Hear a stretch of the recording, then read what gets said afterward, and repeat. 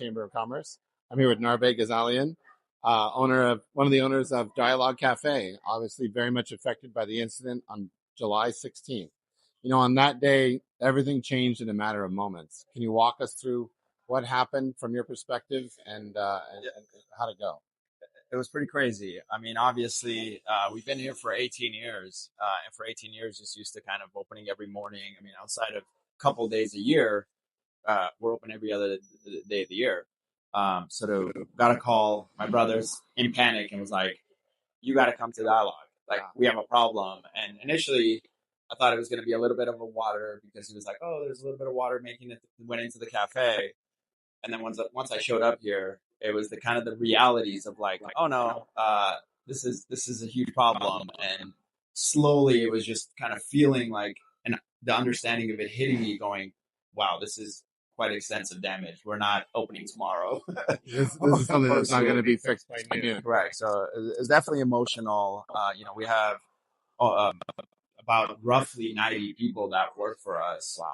Obviously, this is their livelihood. Yeah. And so just a lot of emotion and thoughts. We had our team here. It's like, oh, we're not opening, and it doesn't look like we're going to open soon. And then some of the reality set in after that. But yeah, it was very shocking. For sure, guess, for sure. From my perspective, and we're still kind of working through it.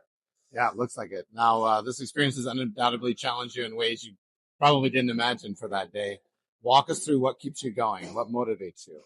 Well, being 18 years, there's been a lot of times of uncertainty, right? And, running a business, you kind of get a little bit more comfortable with uncertainty. It's just, but there's no training for like, how do you navigate through this? So, Right.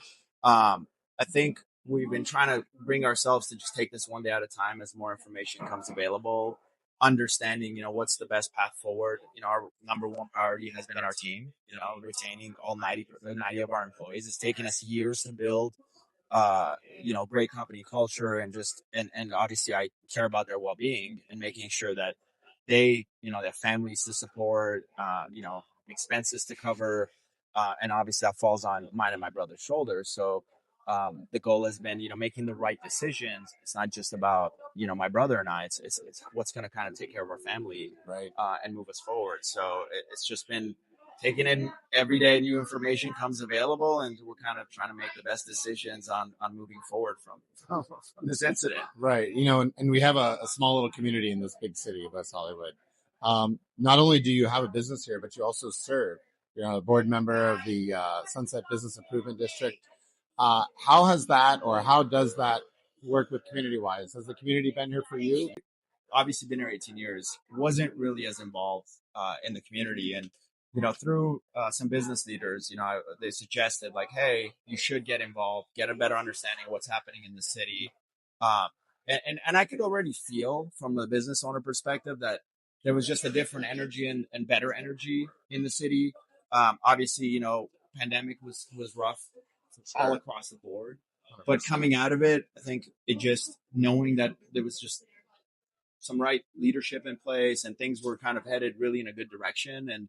And more people were getting involved. And I was like, yeah, I definitely want to get involved. So I joined the Sunset Strip, and it really allowed me to get a kind of an introspective look of all the things that are happening. Obviously, in those meetings, there's city representatives, members of the community, sheriff's department. So it just allowed me to kind of get an idea of like how special West Hollywood is inside out. And it just made kind of Dialogue being part of that community even more special. And it allowed me to kind of build more relationships, meet other business owners, and really validate that, yeah, things are headed in a great direction. The city has, I think now it's a matter of like, they're looking for reasons to say yes, which maybe over time is maybe not the perception, but that is the reality. Right. So coming up with fresh ideas, creative ideas, and just finding ways to obviously get them implemented or getting them executed. There's a great dialogue, no pun intended, with those city officials. So yeah, it's just, I think, it's a small hurdle that we're facing right now. I'm very bullish on the long-term perspective of the city as well as Dialogue. Like, we will come back. Like, our number one goal is to come back from this in this location. We're exploring some kind of temporary locations to kind of pop up to continue keeping our staff employed, serving our community while we kind of rebuild and hopefully come back stronger. That's the goal. Well, I think it's pretty evident why you're successful and why you're such a pillar of the community. Thank you for everything that you do. And just know that the West Hollywood Chamber of Commerce is here for you. The city of West Hollywood is here for you.